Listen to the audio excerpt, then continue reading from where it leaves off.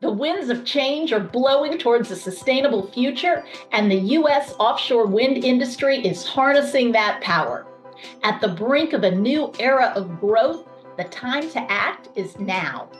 Join me, Jennifer Carpenter, at Reuters Events Offshore Wind USA 2024 in Boston from June 17th through the 18th. Over 500 industry changemakers will be there to propel the offshore wind sector forward. Reuters Events Offshore Wind USA 2024, where vision meets opportunity. Secure your spot today.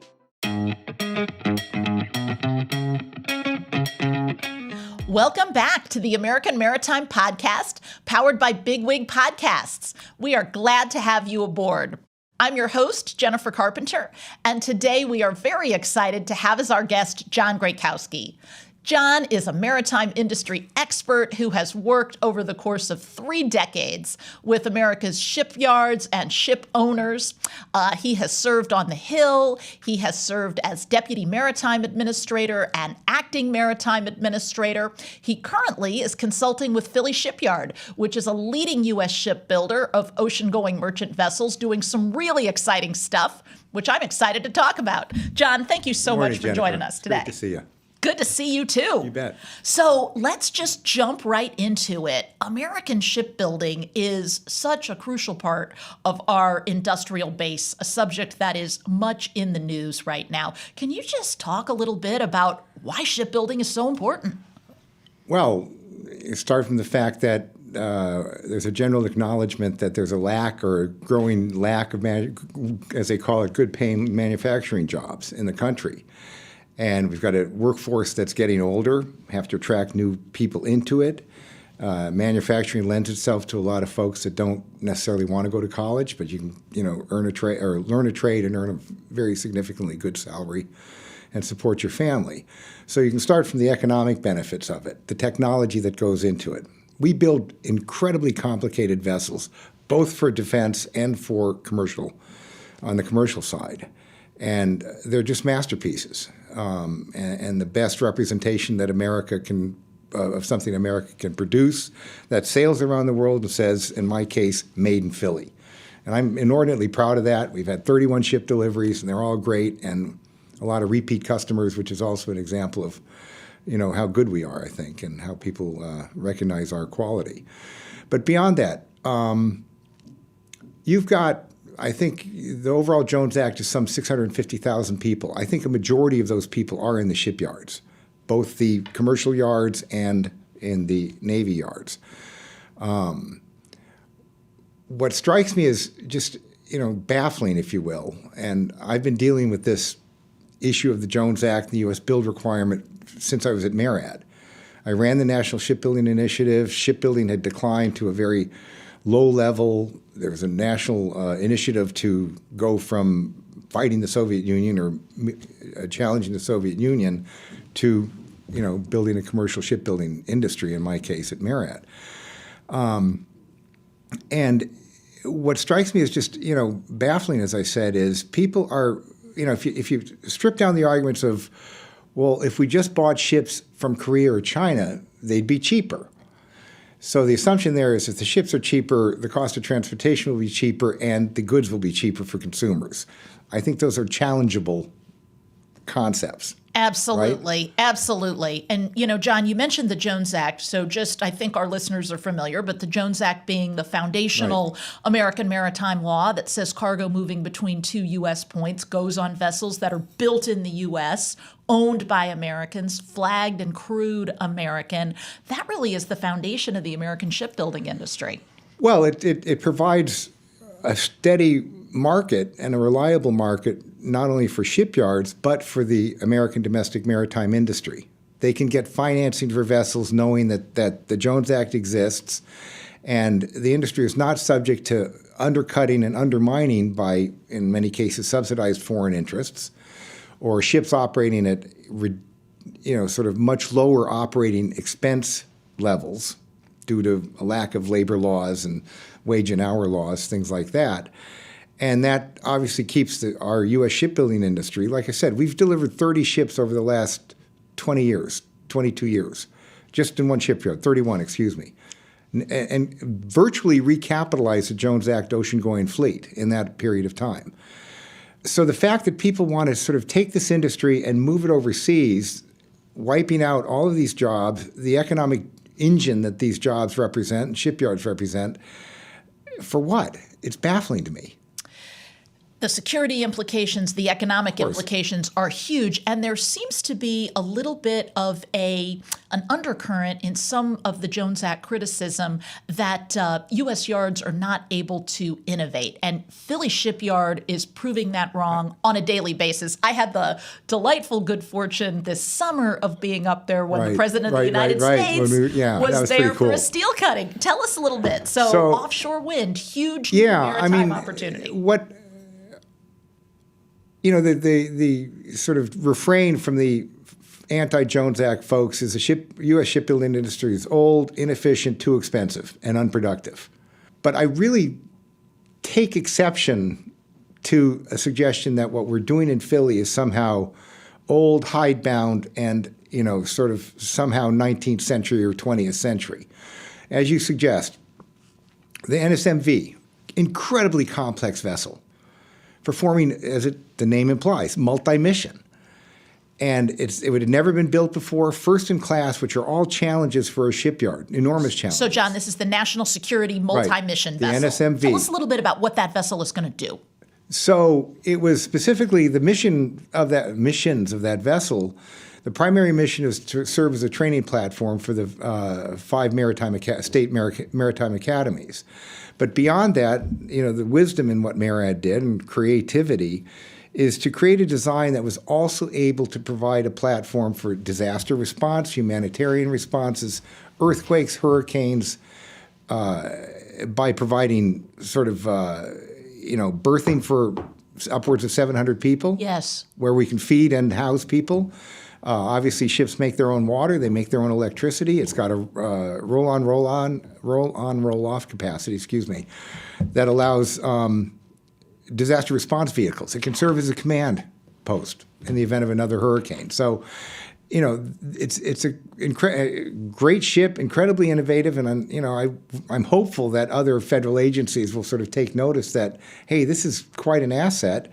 Beyond that, the hull design itself is incredibly versatile. We've looked at versions such as hospital ships, and it really lends itself to a lot of different, which is how you get to the problem of cost in shipbuilding. Yes, right? Series construction, right? Do more. Well, it's series construction, and you can't or you shouldn't have to reinvent the wheel, to use a cliche, for every ship that is built.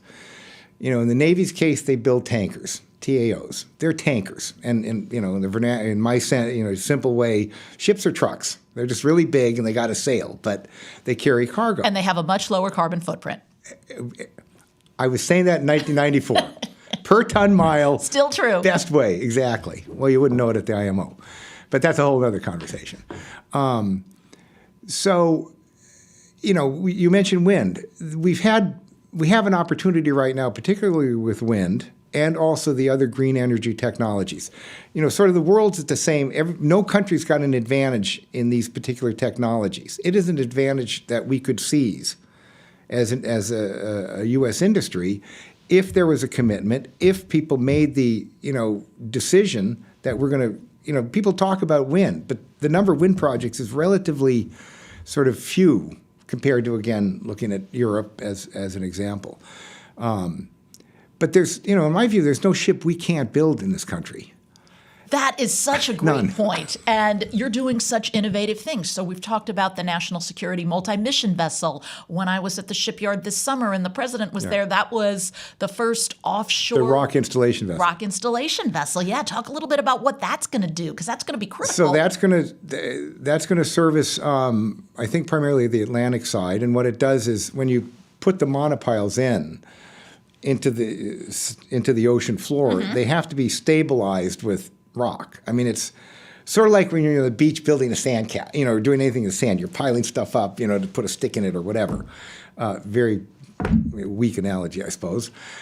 But in this case, you have to dump tons and tons of rock to form a foundation, because of the incredible forces that these monopile, the wind turbines have to endure.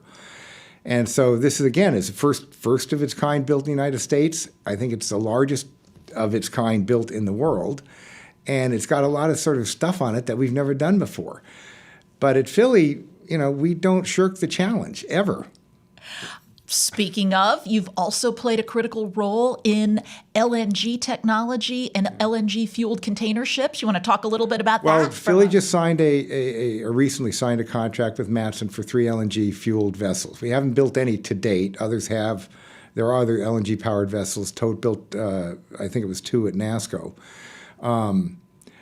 That's another technology that I was working on that in 2012 when ECA came in, and I saw it as an incredible opportunity for this country. Because again, everybody was starting from the same place. Yes. But due to sort of, I think, in some part, inertia on the industry or hesitancy on the part of the industry, and not just maritime, but the natural gas industry, the suppliers, because there was an issue of, I can build a ship, but there's no infrastructure. I can build the infrastructure, but I don't have a ship.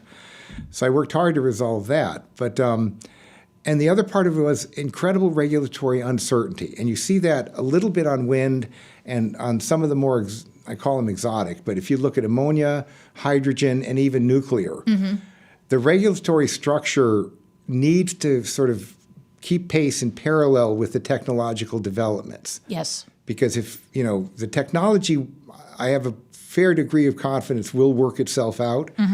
If you don't have the regulatory structure in place, no project goes forward and financing isn't there.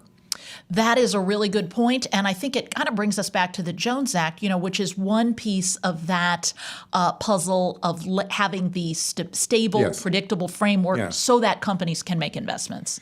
And the other, absurd proposition is that foreign ships, foreign flag, foreign crewed, foreign owned ships should be able to operate as a domestic vessel. But and that's, people repeat that all the time, but when you say, well, okay, they're going to pay U.S. taxes, right? Income taxes, crew going to pay taxes, are subject to OSHA, EPA, and all of the other regulatory requirements, and you know this is better than I do, Jen.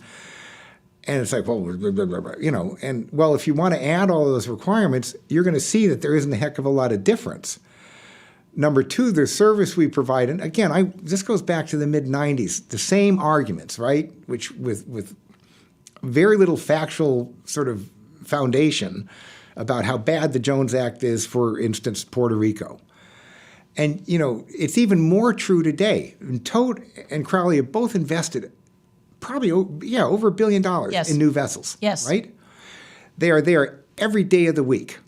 They've invested in the terminals down there. There are no warehouses to speak of in Puerto Rico because the ships are the floating warehouses.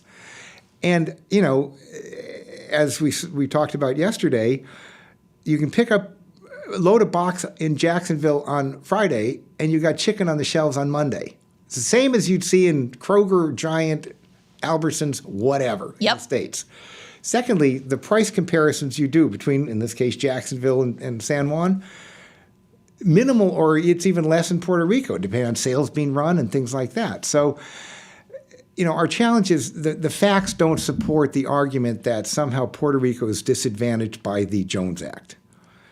And we need fact-based decision-making, fact-based policy-making, but that in today's environment is sometimes difficult. Well, absolutely true. And, as you've pointed out, Puerto Rico is now served by one of the youngest, most modern, environmentally sustainable fleets of ships operating anywhere. And they're operating reliably with Americans, many of whom are residents of Puerto Rico. So it's a really good story. And U.S. shipyards are key to all this.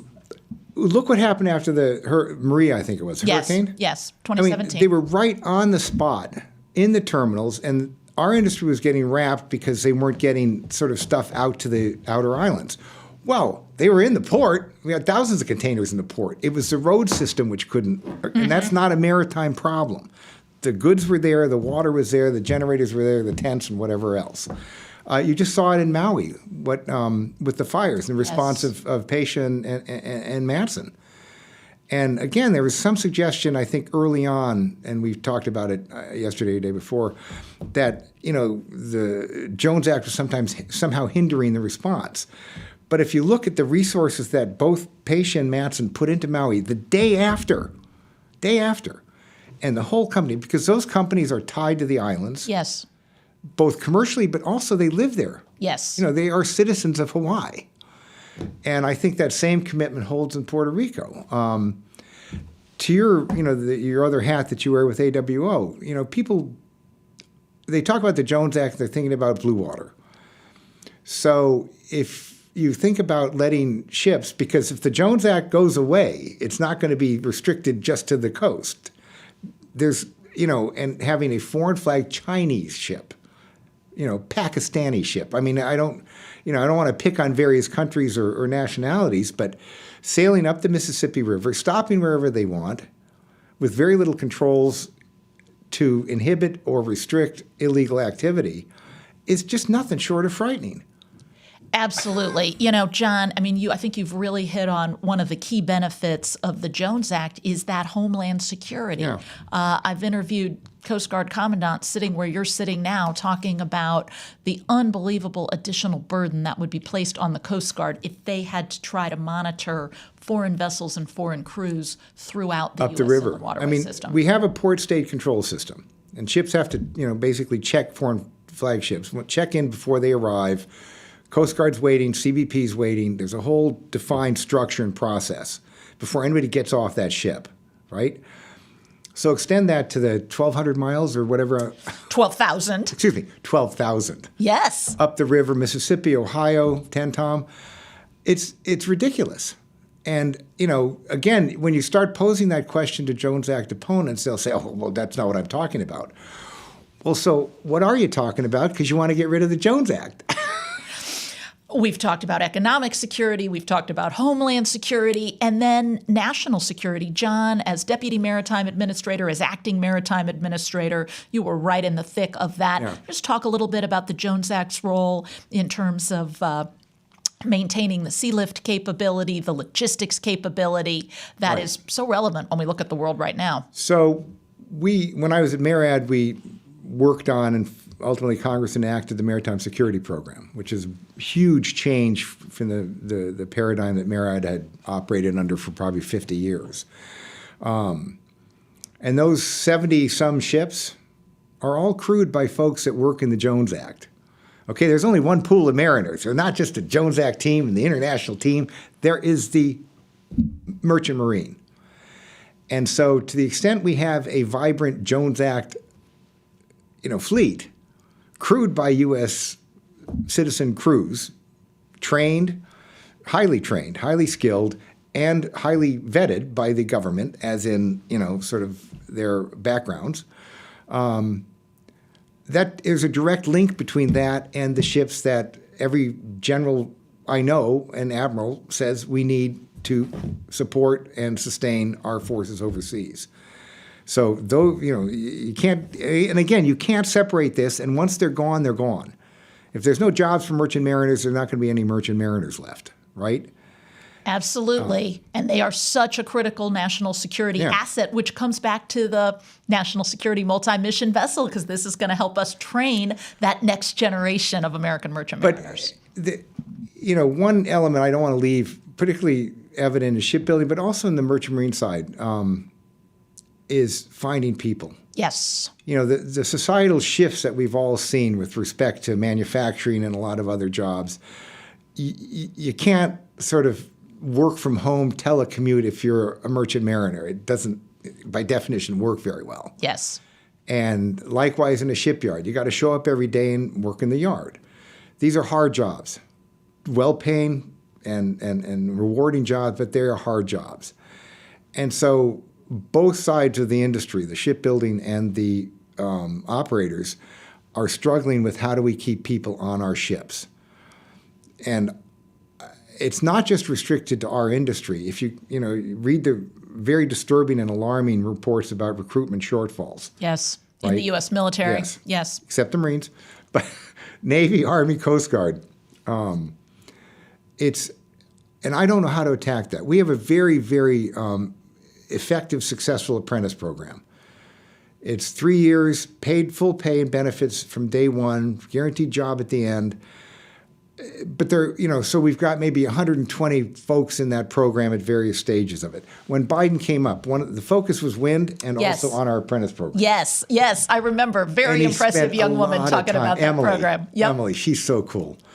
And they spent a lot of time talking, and you could see the pride on these, and I call them kids because I'm old. As you've alluded to, I've over 30 years in the industry, but they're just fantastic. But, in a general sense, that's something we need as a society and a government to focus on and address. Not everybody needs to go to college or should go to college. And I'd submit that if I can, if we get someone through our apprentice program and they graduate earning probably 90-some thousand a year and with overtime 110, 120, that's okay money. Absolutely. No student debt. This is looking good, real career opportunity, advancement potential, benefits, you name it. But, it's just something that I think a lot of people, we're all worried about, is keeping enough. Because automation is good to a point, but you still need just people with the sense, both in the shipyard and experience and just gut knowledge. Yes. And the same on the ship. Nothing's going to substitute for a mate walking out on the docking bridge and looking with his own two eyes or her own two eyes. Yep. Right. And fine, all the AI machines, blah, blah, blah. You're still going to need people around. They're tools for people. Absolutely. John, I would never call you old. I will call you experienced. And you've seen a lot in your 30 plus years in the industry. Yeah. So as you kind of look back, where do you see the evolution? What are you excited about? What are the things that, as you're looking at the U.S. maritime industry on the cusp of 2024, that would surprised you as the Deputy Maritime Administrator in 1994? Ironically, when I took the job to go to Marriott, I'd been merchantman counsel in the Senate, so I wasn't totally unfamiliar with the industry. My sense is it was an aging fleet, an aging industry, and not real creative, energetic. The transformation that we've seen in companies like Tote, Tim was just here, Matson, Crowley, is nothing short of remarkable, because what we transformed the shipping industry from was, I'm just a truck carrying stuff from here to there. We now have created this whole transportation network and system, right? And so investments are made, and some of it was just-in-time logistics. Some of it was driven by the MSP program, because not only was Maersk being paid for their ship, but we had their whole intermodal terminal system. That's just really, really efficient and critical to the supply chain issues that we saw during COVID. Yes. I think those investments are on, largely by the private sector, obviously to make their companies more efficient, but there is a corollary benefit generally to society in terms of efficiency. And so that's one huge change. Ships have become so much safer, better, they're bigger, cleaner. All of these, some of it driven by regulatory requirements, I'll grant that. But, there's a vibrancy, I think, in the industry today, and there's a buzz in it. People want to build ships. Banks, now I am sounding old. With Title 11 in the 90s was, largely the only assured, if you will, or quasi-assured avenue of financing vessels. And I was in charge of that program, and we built a lot of ships with it. Nowadays, I think getting commercial financing is not as difficult, because we've, A, the Jones Act is stable, and B, these companies are making money. They can, sort of do an ROI analysis on whatever investment they're going to make, and they will make money. Welcome to American Maritime Voices, your place to be heard. As part of American Maritime, you are critical to moving and securing our country. And now you can help tell the story of maritime and be part of key decisions that affect it. American Maritime Voices was created to help you speak up, show your pride, and when needed, push back. It's free to become a voice, and we'll keep you informed of what's happening in Washington. so you can help change the course of issues that matter most to you. As a voice, you'll get monthly updates, have access to podcasts and videos, and receive action alerts when your voice is needed most. The future of maritime is in your hands, and its story needs to be told. Will you help tell it? Thousands of global decision makers rely on Maritime Reporter and MarineLink.com every day to bring them trusted news and expert insights about the global maritime industry. Let Maritime Reporter help you achieve your marketing goals. Visit MarineLink.com to learn more. What I'm hearing you say, John, is that we've got so much more potential to make use of our marine highways and our maritime infrastructure in this country. It is the most efficient mode of transportation. It is the safest mode of transportation. It's the most sustainable mode of transportation, and we can do more. What do you see? Looking ahead now, we're talking about what you have seen. What do you envision going forward as you think ahead 10 years or so? Where do you see the U.S. maritime industry going? Where do you want it to go? Well, the assumption has to be the Jones Act stays. Absolutely. Okay. Foundation. If that's the case, then you're always going to have the non-contiguous states requiring service: Alaska, Hawaii, Guam, Puerto Rico. Beyond that, at some point, old guys like me, and the industry has a lot of us, there's going to be a natural evolution. New minds will come in. I think we need to have some more diversity in the industry, but there again is my editorial opinion. But you're going to get people looking at what you just said.